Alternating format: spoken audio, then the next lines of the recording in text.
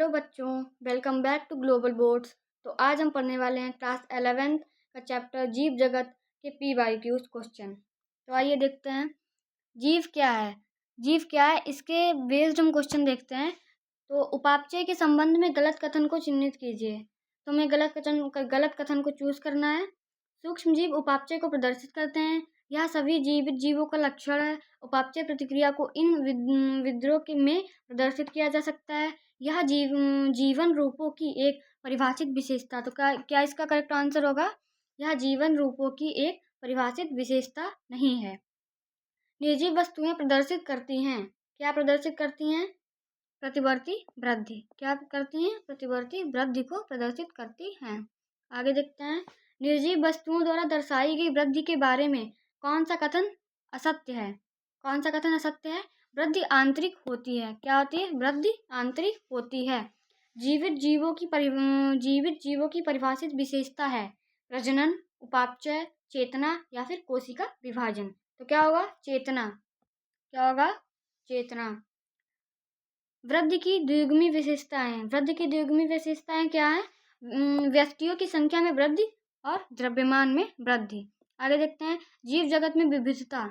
इसके based question अब आते हैं। वर्गीकरण की कृत्रिम प्रणाली किस आधार पर पादपों को वर्गीकृत करती है? एक या दो लक्षणों पर। एक या दो लक्षणों पर। First option is the correct. आगे देखते हैं सिस्टमैटिक शब्द किसके द्वारा प्रदर्शित किया गया है? तो सिस्टमैटिक शब्द है वो लीनियस के द्वारा प्रदर्शित किया गया है। इसका फुल नाम है कैरोलस लीनियस। आगे देखते हैं ICVN पहली बार कब प्रकाशित हुआ? तो 1961 में, 1964 में, 1975 में या फिर 1753 में। तो 1961 में ICVN पहली बार प्रकाशित हुआ। इसका फुल नेम है जो हमने कल पढ़ा था डिटेल में, international code of botanical nomenclature. International code of botanical nomenclature. आगे देखते हैं लीनियस की पुस्तक के प्रकाशन के साथ पादपों का वैज्ञानिक नामकरण शुरू हुआ। तो स्पीसीज प्लांटेरम वैज्ञानिक नामकरण शुरू हुआ सबसे पहले लीनियस की पुस्तक। वर्गीकरण की सबसे छोटी मूल इकाई क्या है? वंश, प्रजाति, गण या उपरोक्त में से सभी। तो प्रजाति है जो वर्गीकरण की सबसे छोटी मूल इकाई है। क्या है? सबसे छोटी मूल इकाई है। आगे देखते हैं पादप नामकरण का अर्थ है क्या? बिना किसी नियम के पौधों के नाम देना, अंतर्राष्ट्रीय नियमों के तहत पौधों का नामकरण, स्थानीय भाषा में पौधों का नामकरण, पौधों का अंग्रेजी भाषा में नामकरण। तो क्या होगा? अंतर्राष्ट्रीय नियमों के तहत पौधों का नामकरण। आगे देखते हैं वर्गीकरण शब्द किसके द्वारा दिया गया? जो वर्गीकरण शब्द है वो किसके द्वारा दिया गया? लीनियस के द्वारा, मायर, हेकल या फिर APD कैडोले के द्वारा। किसके द्वारा दिया गया? APD कैडोले। का फुल नेम है ऑगस्टीन। क्या है? Augustine Pyramus de Candolle. तो ऑगस्टीन पायरामस डी कैडोले द्वारा वर्गीकी शब्द का इन्होंने दिया था। वर्गीकी शब्द ऑगस्टीन पायरामस डी कैडोले ने दिया था। वर्गीकरण शब्द सबसे पहले इन्होंने ही दिया था। आगे देखते हैं निम्नलिखित में से कौन सा नाम सही है? सोलेनम ट्यूबरसम, ये या फिर ये। तो सोलेनम ट्यूबरसम लीन हमारा थर्ड ऑप्शन करेक्ट है। एक सेकेंड, हमारा थर्ड ऑप्शन करेक्ट है क्योंकि हमने कल बताया था कि जो हम लोग नाम लिखते हैं उसके लास्ट में, जो वैज्ञानिक नाम लिखते हैं उसके लास्ट में हम लोग वैज्ञानिक का नाम लिखते हैं। उसके बाद में हम लोग वैज्ञानिक तो लिन लिखते हैं। कैरोलस लीनियस ने दिया था तो हम लोग लिन लगाते हैं। सोलेनम ट्यूबरसम लिन। तो थर्ड ऑप्शन हमारा करेक्ट है। सिस्टमैटिक्स से संबंधित है 14 क्वेश्चन। सिस्टमैटिक्स से संबंधित है क्या? वर्गीकरण से। सिस्टमैटिक है वो किससे संबंधित है? वर्गीकरण से, नामकरण से, पहचान से या उपरोक्त में से सभी से। तो जो वर्गीकरण है सिस्टमैटिक्स है वो वर्गीकरण से भी संबंधित है, नामकरण से भी और पहचान से भी। तो हमारे तीनों आंसर करेक्ट होंगे। जातिवृत्त संदर्भित करता है, जातिवृत्त है वो क्या संदर्भित करता है? विकासवादी इतिहास को। आगे देखते हैं, वर्गीकरण का प्रथम चरण है क्या? वर्गीकरण का प्रथम चरण क्या है? जो है पहचान। सबसे पहले हम पहचानते हैं, तो वर्गीकरण का प्रथम चरण क्या हो गया? पहचान। सिस्टमा नेचुरा पुस्तक किसने लिखी थी? वो लीनियस ने, कैरोलस लीनियस ने सिस्टमा नेचुरा पुस्तक लिखी थी। स्पीसीज प्लांटेरम पुस्तक किसने लिखी? स्पीसीज प्लांटेरम पुस्तक किसने लिखी? जो स्पीसीज प्लांटेरम पुस्तक है वो भी कैरोलस लीनियस के द्वारा ही लिखी गई थी। आगे देखते हैं, नामकरण की द्विपद प्रणाली किसके द्वारा दी गई थी? तो ये भी कैरोलस लीनियस के द्वारा ही नामकरण की द्विपद प्रणाली दी गई थी, क्योंकि हमने कल बताया था कि पहला वंश होता है और दूसरा जाति होती है। वंश और जाति ये दोनों द्विपद प्रणाली में ही आते हैं, वंश और जाति, इसलिए द्विपद प्रणाली कैरोलस लीनियस द्वारा दी गई थी। आगे देखते हैं, अधिकांश वानस्पतिक नाम निम्नलिखित में लिखे गए थे लैटिन भाषा में। अधिकांश जो वानस्पतिक नाम थे वो लैटिन भाषा में ही लिखे गए थे। विकासवादी वर्गीकरण कहलाता है, क्या कहलाता है? जातिवृत्तीय प्रणाली, जातिवृत्तीय प्रणाली। आगे देखते हैं,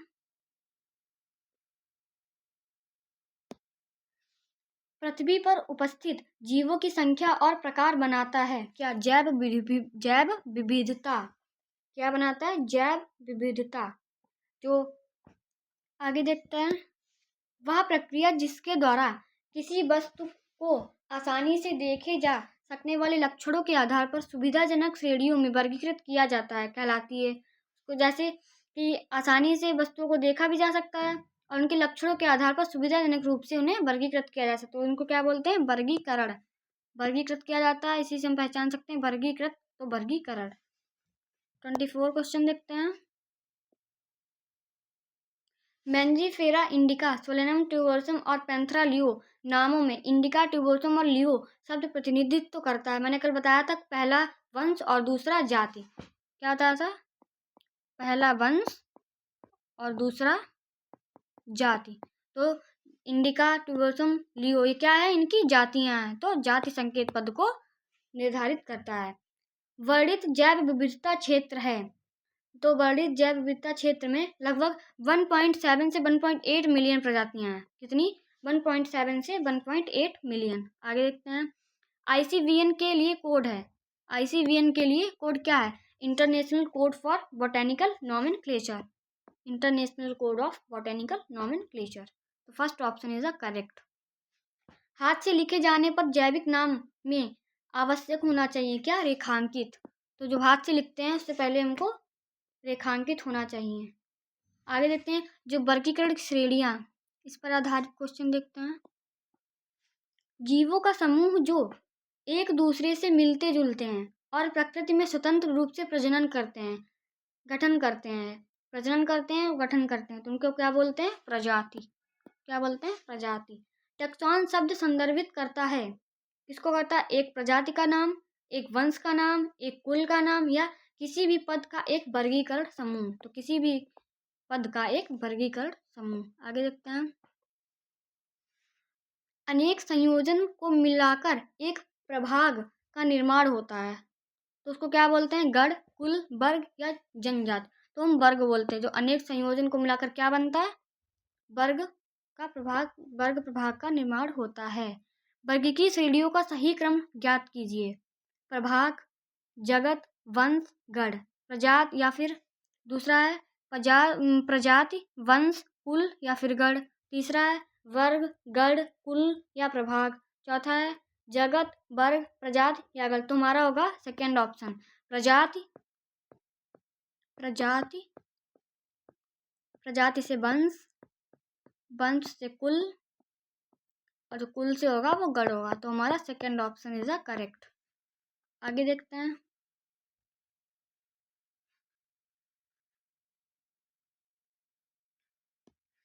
रिक्त स्थान ए और बी भरें। पहले क्या होता है? जगत। क्या होता है? जगत। जगत से संघ, संघ से वर्ग, वर्ग से कुल। तो ये हमारा किस में दिया गया है? वंश। ये नहीं होगा, वंश, इसमें जात दिया, जात तो नहीं होगा, इसमें कुल दिया गया, ये भी गलत। तो थर्ड ऑप्शन हमारा करेक्ट है, वर्ग और कुल, जगत, संघ, वर्ग और कुल।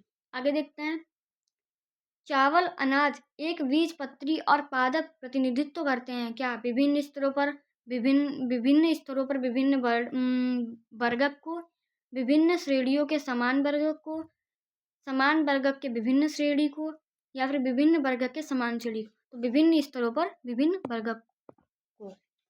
आगे देखते हैं, गढ़ प्राइमेटा और कॉर्निवोरा एक ही वर्ग में रखे गए हैं, जैसे क्या? होमिनेड, स्तनधारी, इंसेक्टा या फिर कॉर्डेटा। यहाँ पे कॉर्डेटा होता है, क्या होता है? कॉर्डेटा।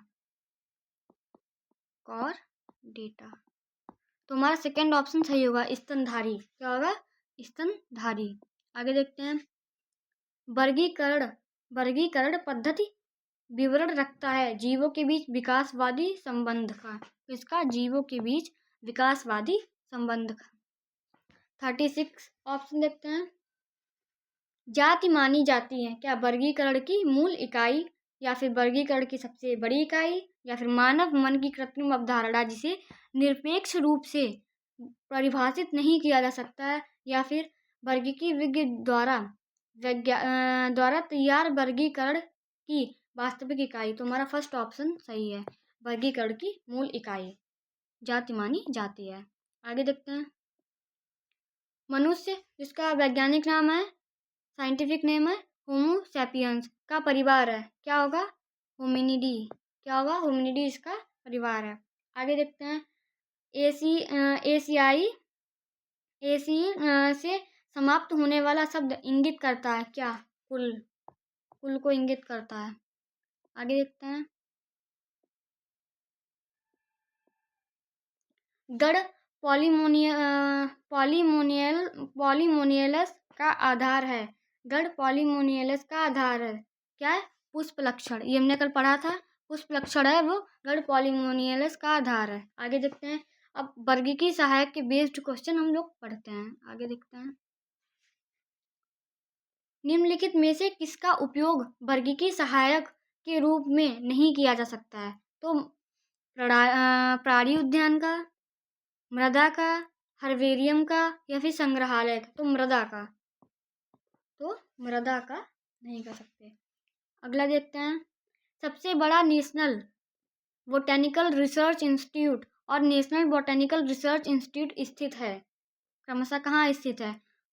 क्यों लखनऊ हावड़ा में, या फिर क्यों हावड़ा लखनऊ में, लखनऊ हावड़ा क्यों में, या हावड़ा लखनऊ क्यों में? तो क्यों हावड़ा लखनऊ में, सेकंड ऑप्शन हमारा करेक्ट है। आगे देखते हैं, निम्नलिखित में से कौन सी वर्गीकी सहायक केवल जंतुओं के लिए उपयोगी है? क्या? वनस्पति उद्यान, संग्रहालय, कुंजिया, या फिर प्राणी उद्यान। फोर्थ ऑप्शन हमारा करेक्ट है। आगे देखते हैं, जीवों के वर्गीकरण में प्रयुक्त सभी श्रेणियों या फिर श्रेणियां उपयोगी हैं, क्या होंगी?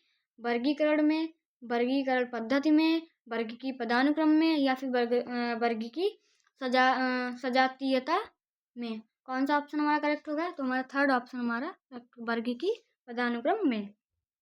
हर्बेरियम बने होते हैं, किसके बने होते हैं? जीवित पौधों के संग्रह से, पात्र में संरक्षित पौधों और जंतुओं के नमूने के संग्रह से, कीटों को मारने और पीनिंग करने के बाद बक्सों में संरक्षित करने से, या फिर हर्बेरियम की सीटें पर पादप नमूने को सुखाकर, दबाकर एवं परिरक्षित करके। तो हमारा फोर्थ ऑप्शन करेक्ट होगा। आगे देखते हैं, राष्ट्रीय वनस्पति अनुसंधान संस्थान में शामिल है, तो क्या होगा इसमें सही? केवल सूखे और संरक्षित पादपों के नमूने। दूसरा ऑप्शन है संरक्षित पौधे और जंतु नमूनों का संग्रह। थर्ड ऑप्शन है केवल फ्लोरा मैनुअल और मोनोग्राफ, या फोर्थ ऑप्शन है संदर्भ के लिए जीवित पौधों का संग्रह। तुम्हारा फोर्थ ऑप्शन करेक्ट होगा। आगे देखते हैं, सामान्यता कुंजी के माध्यम से जीवों की पहचान करने के लिए क्या होगा? दो वितरित लक्षणों का प्रयोग किया जाता है, किसका? जो जीवों की जो कुंजी के माध्यम से जीवों की पहचान करने के लिए हमको 2 विपरीत लक्षणों का प्रयोग करना होता है। आगे देखते हैं। किसके पश्चात कीटों को कीट बॉक्स में संरक्षित किया जाता है? संग्रह, मारना या पिन करना? या इसको फर्स्ट ऑप्शन हमारा करेक्ट होगा। आगे देखते हैं। यहाँ तक हम कर चुके हैं, यहाँ से देखते हैं।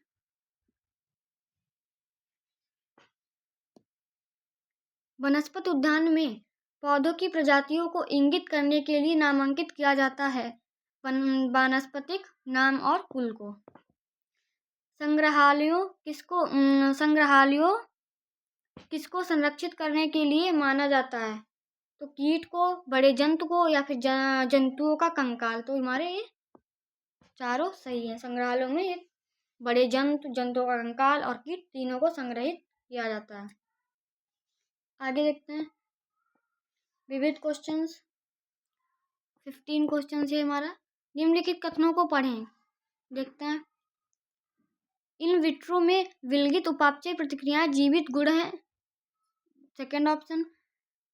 क्लेमाइडोमोनास से वृद्धि का पर्याप्त प्रजनन है। Third option. जनन जीवों की परिभाषित लक्षण के रूप में नहीं लिया जा सकता है। फोर्थ है, बाह्य वृद्धि को जीवित जीवों की परिभाषित लक्षण के रूप में नहीं लिया जा सकता है। ऊपर दिए गए कथनों में कितने सही हैं? तो कितने हमारे सही हैं? 2।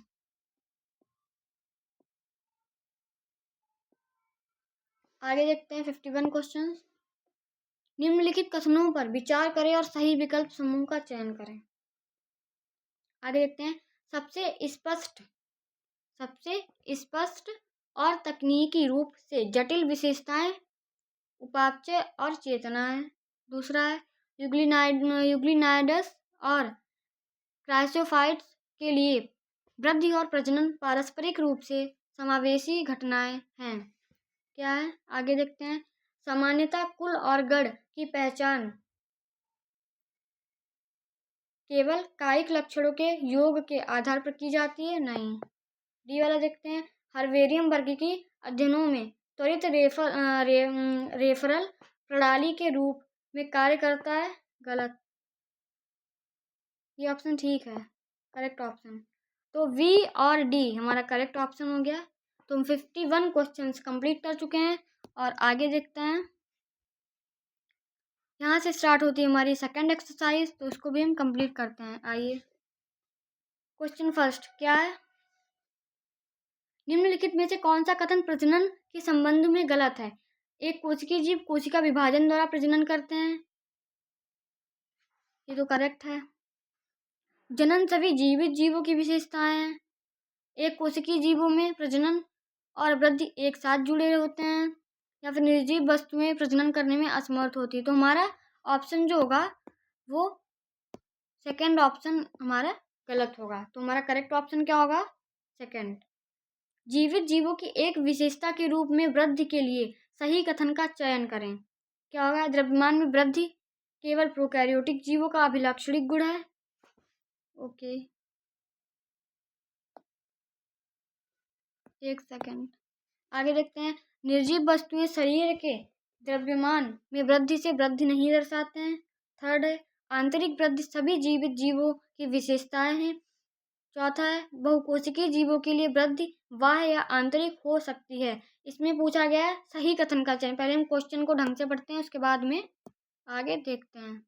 सही कथन का चयन करना है। तो आंतरिक वृद्धि सभी जीवित जीवों की एक विशेषता है। क्या है? आंतरिक वृद्धि सभी जीवों की एक क्या है? विशेषता है, आंतरिक वृद्धि। आगे देखते हैं। निम्नलिखित में से कौन सा कथन गलत है? अब हमको गलत कथन को चूज करना है। देखते हैं। कोशिका मुक्त प्रणाली में शरीर के बाहर उपापचय प्रतिक्रियाओं का प्रदर्शन किया जा सकता है। उपापचय प्रतिक्रियाओं का इन विट्रो प्रदर्शन विलगित उपापचय क्रियाएं होती हैं। थर्ड ऑप्शन है हमारा, जीव अवस्था में कोई उत्प्रेरित उपापचय रूपांतरण नहीं होता है। फोर्थ ऑप्शन है, जीव अवस्था एक असामान्य स्थायी अथवा जिसमें कार्य संपन्न होता है। तो हमें गलत कथन को चूज करना है, तो सेकेंड ऑप्शन हमारा करेक्ट है। उपापचयी प्रतिक्रियाओं का इन विट्रो प्रदर्शन विलगित उपापचयी क्रियाएं होती हैं। आगे देखते हैं।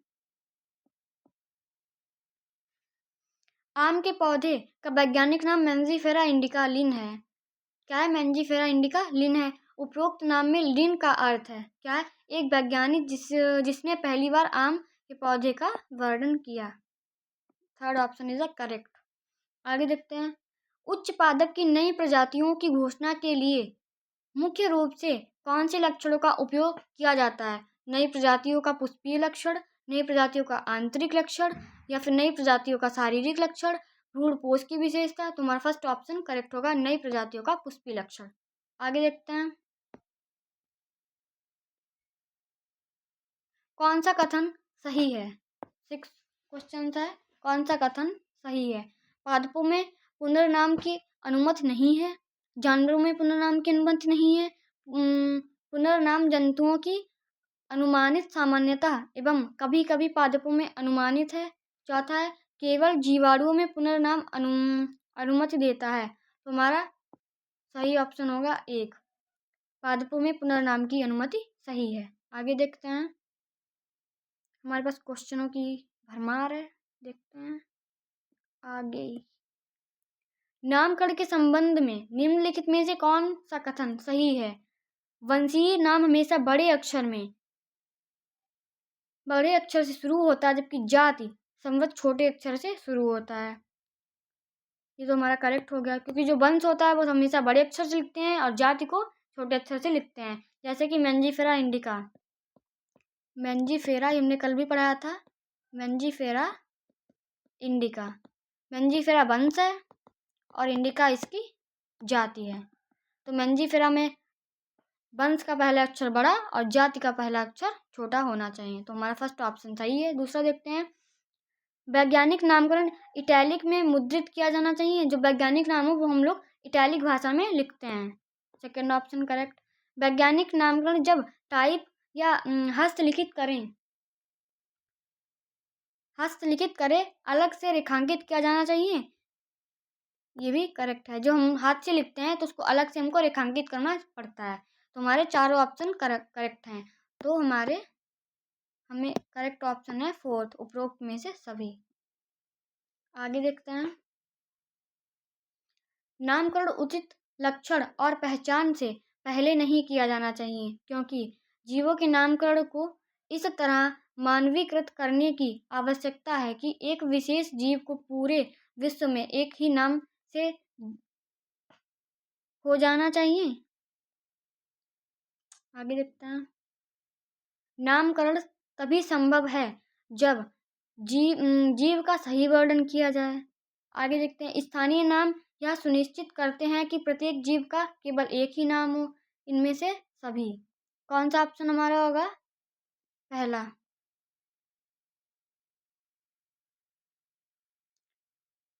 एक सेकेंड। 8 नामकरण उचित लक्षण और पहचान से पहले नहीं किया जाना चाहिए, क्योंकि ये हमारा सेकेंड ऑप्शन करेक्ट होगा।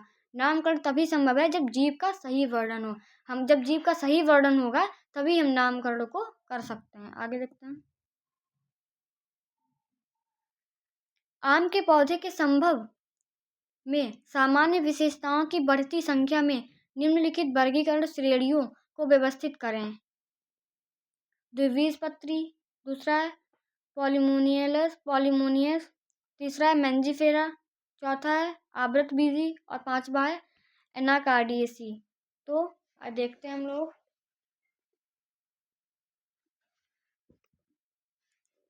एक सेकेंड, देखते हैं हम लोग। तो सबसे पहले हम लोग को हमें इनको व्यवस्थित करना है। तो सबसे पहले क्या होगा? आवृतबीजी। एक सेकेंड, सबसे पहले क्या होगा? आवृतबीजी। आवृतबीजी के बाद क्या होगा? द्विबीजपत्री। द्विबीजपत्री के बाद क्या होगा? एनाकार्डियेसी। क्या होगा? एनाकार्डियेसी। एनाकार्डियेसी के बाद क्या होगा? पॉलीमोनियस। तो पहला हमारा इसमें डी के बाद क्या आ रहा है, ए के बाद में ई के बाद में बी, DAE। एक सेकेंड, यहाँ पे हमारा जो पॉलीमोनियलस है वो नहीं होगा। एक सेकेंड, मेंजीफेरा, एनाकार्डियेसी के बाद हमारा होगा मेंजीफेरा। ये है हमारा सी। तो डी, फिर ए, फिर ई, फिर सी। तो हमारा किस ऑप्शन में होगा, थर्ड ऑप्शन हमारा करेक्ट होगा। आगे देखते हैं, सत्य कथन की पहचान कीजिए। देखते हैं, सत्य कथन की पहचान करते हैं। विभिन्न संघों से संबंधित सभी पौधों को उच्चतम श्रेणी में रखा गया है, जिसे जगत प्लांटी कहा गया है। नो। आगे देखते हैं, उच्च श्रेणी के समान स्तर पर अन्य वर्गों के साथ संबंध स्थापित करने में कम कठिनाई होती है। ये भी रॉन्ग है। गेहूं पोएसी वर्ग में का है। नो। तो आगे देखते हैं, जैसे जैसे हम प्रजाति से जगत की ओर बढ़ते हैं तो सामान्य लक्षणों की संख्या घटती जाती है। जैसे जैसे हम प्रजाति की ओर बढ़ते हैं, जगत की ओर बढ़ते हैं, तो उसमें हमारी घटती जाती है लक्षणों की संख्या। तो फोर्थ ऑप्शन हमारा करेक्ट होगा। आगे देखते हैं, 11 क्वेश्चन है, हर्बेरियम सीड का मानक आकार है। हर्बेरियम सीड का मानक आकार क्या होता है, 11.5 से 16.5 तक। कितना होता है, 11.5 से 16.5 तक होता है। उच्च वर्ग की श्रेणियों में संबंध का निर्धारण अधिक जटिल क्यों हो जाता है। तो निम्न वर्गक में सामान्य लक्षणों की संख्या घटती जाती है, उच्च वर्गक में सामान्य लक्षणों की संख्या घटती जाती है, या फिर क्योंकि वर्गीकरण अपने आप में बहुत कठिन प्रक्रिया है, या फिर उच्च वर्गक में सामान्य लक्षणों की संख्या बढ़ती जाती है। तो इसमें हमको जटिल क्यों है ये बताना है क्वेश्चन 12 में। तो हमारा सेकंड ऑप्शन जो है वो करेक्ट होगा।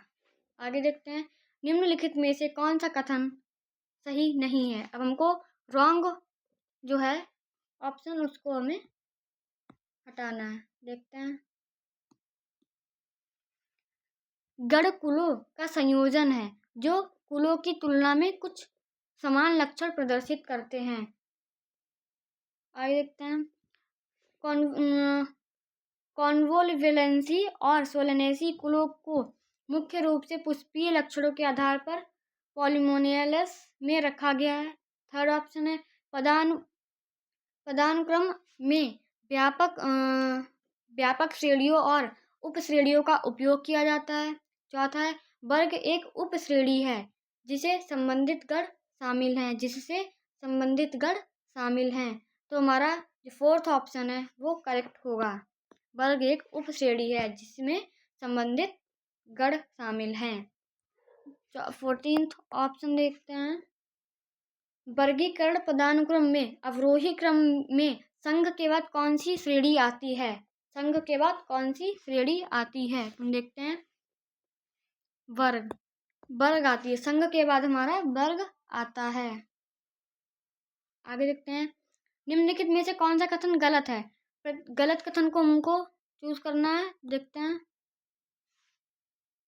प्रत्येक किस्म में एक या एक से अधिक जाति संकेत हो सकते हैं। आगे देखते हैं, वंश में संबंधित जातियों का समूह शामिल है। एक ही वंश की दो जातियों में अन्य वंश की जातियों की तुलना में अधिक लक्षण होते हैं। आलू और बैगन विभिन्न प्रजातियों के हैं।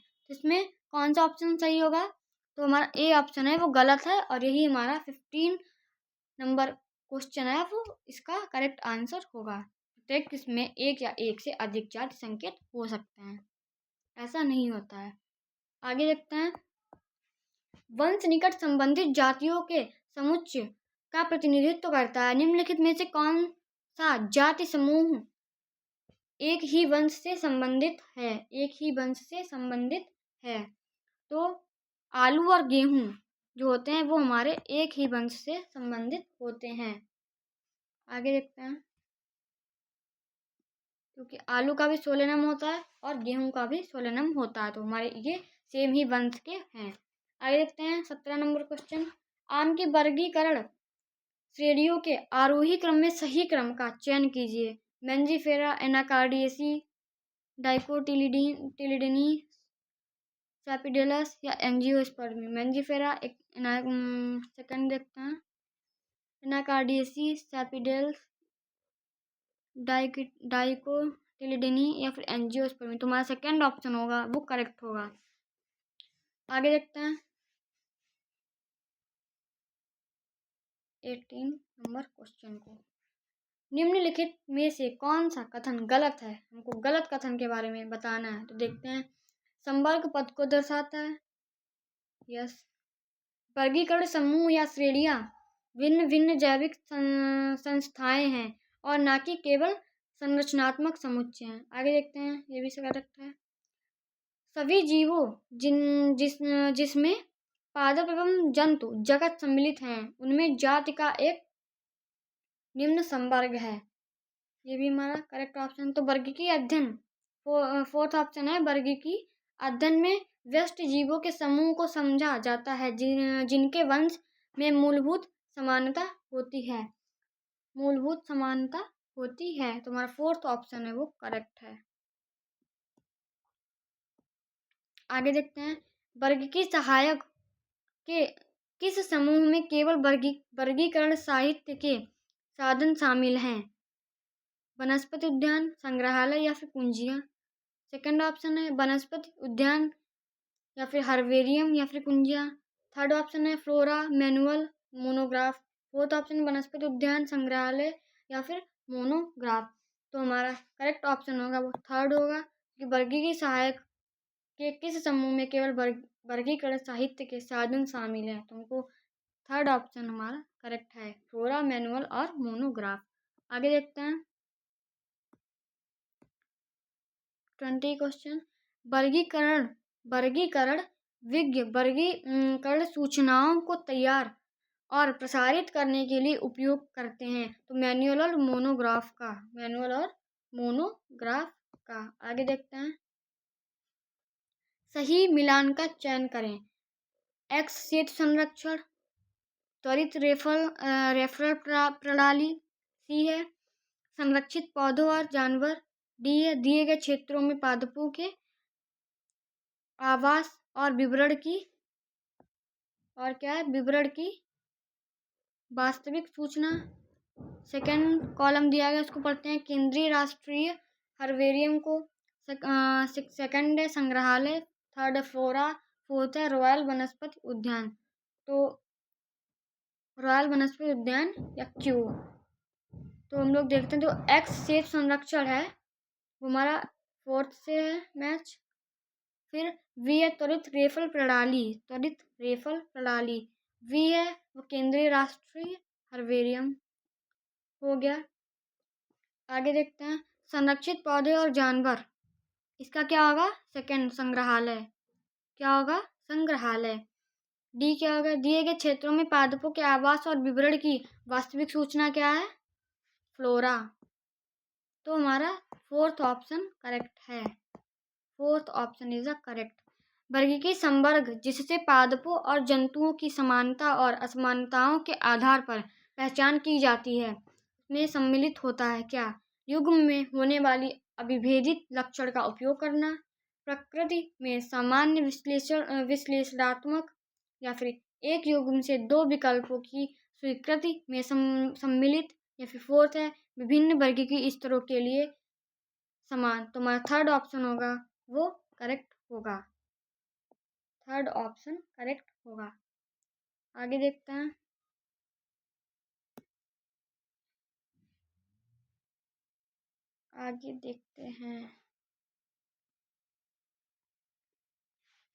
फ्लाइट टेल ही हो गई है पता नहीं क्यों। देखते हैं आगे। समानता और असमानताओं के आधार पर पौधों और जानवरों की पहचान के लिए वर्गीकरण सहायक है। ए ऑप्शन है युग्म में होने वाले अविभेदित लक्षणों का उपयोग करना। बी ऑप्शन है प्रकृति में सामान्य विश्लेषणात्मक। सी ऑप्शन है एक युग्म से दो विकल्पों की स्वीकृति में सम्मिलित। डी ऑप्शन है विभिन्न वर्गीकी स्तरों के लिए समान। ई ऑप्शन क्या है, कपलेटस और लीड का उपयोग करना। तो हमारा जो ऑप्शन होगा वो हमारा बी और ई ऑप्शन सही होगा। प्रकृति में समान विश्लेषणात्मक और कपलेटस और लीड का उपयोग करना। तो थर्ड ऑप्शन हमारा करेक्ट होगा। आगे देखते हैं 24 ऑप्शन क्वेश्चंस। निम्नलिखित कथनों को ध्यान से पढ़ें। सोलेनम और वृश्चिका एक ही कुल की पीढ़ी हैं। प्रजनन जीवित प्रणाली का एक सर्व समावेशी परिभाषित गुण हो सकता है। हर्बेरियम संग्रहालय और वनस्पति में जीवित पादपों का संदर्भ शामिल है। वर्गीकी क्या दिया गया है, वर्गीकी कुंजी सामान्यता प्रकृति में विश्लेषणात्मक होती है। शब्द सिस्टमैटिक्स ग्रीक शब्द सिस्टमा से लिया गया है। तो हमारे कितने ऑप्शन इसमें करेक्ट हैं, 4 ऑप्शन करेक्ट हैं। तो आज हम इतना ही पढ़ेंगे। आगे इसके और भी क्वेश्चंस हैं। तो अभी 2 एक्सरसाइज थर्ड और फोर्थ बची हुई हैं, वो हम अगले लेक्चर में कंप्लीट करते हैं। तो आगे क्वेश्चंस देखने के लिए हमारे साथ बने रहिए और चैनल को लाइक, सब्सक्राइब एंड शेयर करें। Thank you.